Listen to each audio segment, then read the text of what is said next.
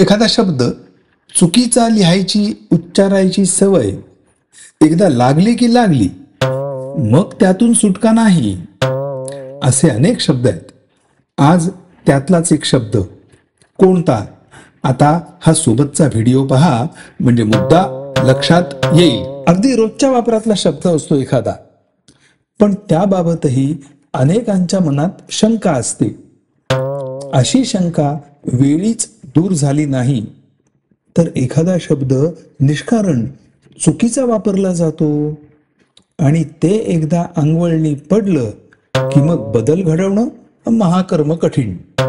आता प्रकट हा शब्द घ्या. तो निश्चितपणे प्रकट असाच आहे, प्रगट असा नाही. कित्येक ठिकाणी तो प्रगट असा लिहिलेला आढळतो, पण ते योग्य नाही आणि प्रकटला हेच योग्य. कोणी कोणी प्रगटला असं लिहितात, पण ते चुकीचं आहे. तुमच्या मनात अशा आणखी काही शंका असतील तर त्या अवश्य कळवा. घेऊ त्यांचाही समाचार.